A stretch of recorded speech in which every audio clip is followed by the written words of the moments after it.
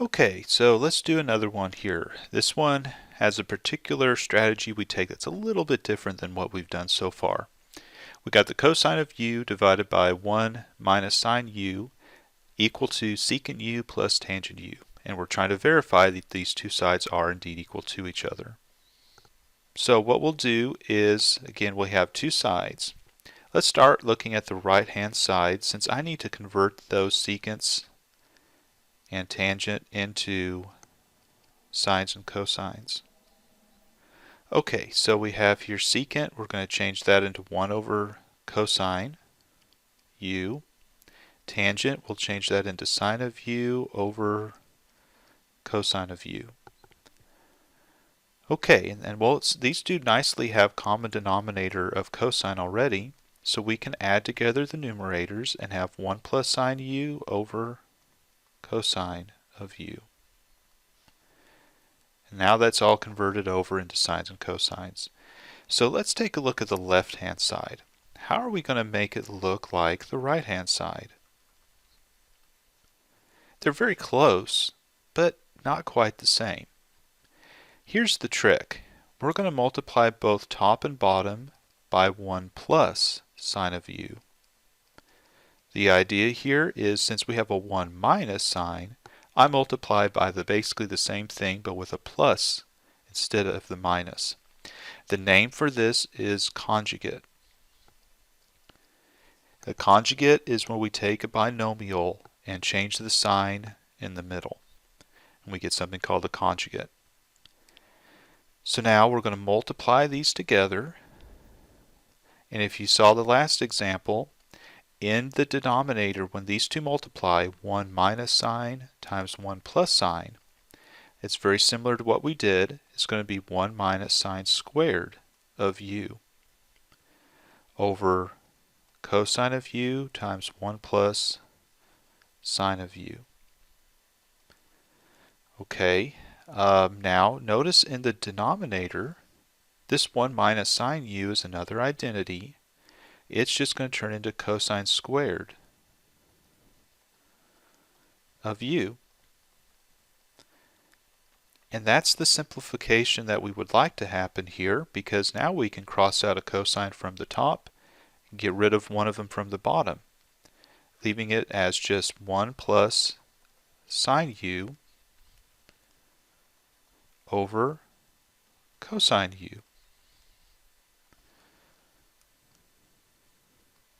And that's identically what we're seeing for the right-hand side. So left-hand side is equal indeed to the right-hand side, and this identity is verified. Another identity situation we're going to verify here is 1 minus sine x over cosine x plus cosine x over 1 minus sine x equal to 2 secant x. So as before, let's separate these two sides and again refer to them as LHS for left-hand side and RHS for right-hand side. For the right-hand side, we have 2 secant x. Really the only thing I can do there is convert that into sines and cosines. So here it would look like 2 over cosine x. I'll spend most of my time working on the left-hand side since it's the more complicated side. And we'll try to make it look like the other side. So since these are two separate fractions we're dealing with here, let's get a common denominator. To do that, the first fraction, I'm going to multiply both top and bottom by 1 minus sine x. And on the other fraction, I'm going to multiply both top and bottom by cosine x.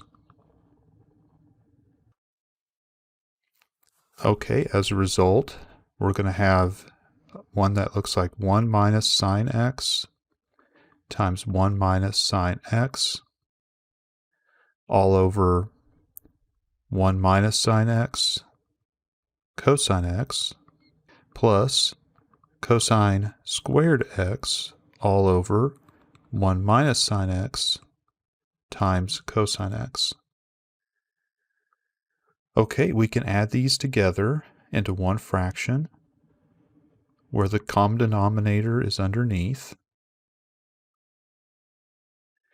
Now also, let's go ahead and start working on what's on top just a little bit.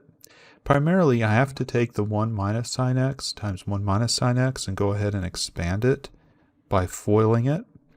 So we have to multiply the first, the outer, the inner, and the last together.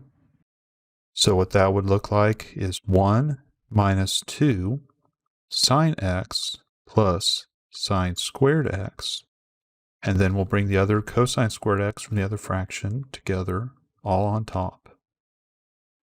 So what I just did here is this part is coming from foiling out those two things together. Notice how we have sine squared x plus cosine squared x. We know from identities that that's equal to 1.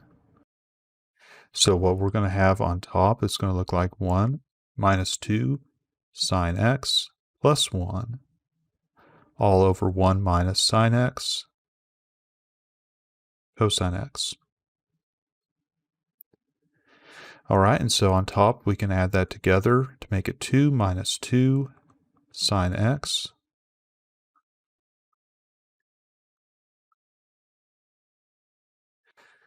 Okay, notice how the 2 is in common on top, so let's factor out the 2. Make it 2 times 1 minus sine x all over 1 minus sine x cosine x. All right, now we notice how the 1 minus sine x can be crossed out from both top and bottom, leaving us with just 2 over cosine x. Which if we double check, that's identically what we had on the right-hand side. So we now have the left-hand side equals the right-hand side.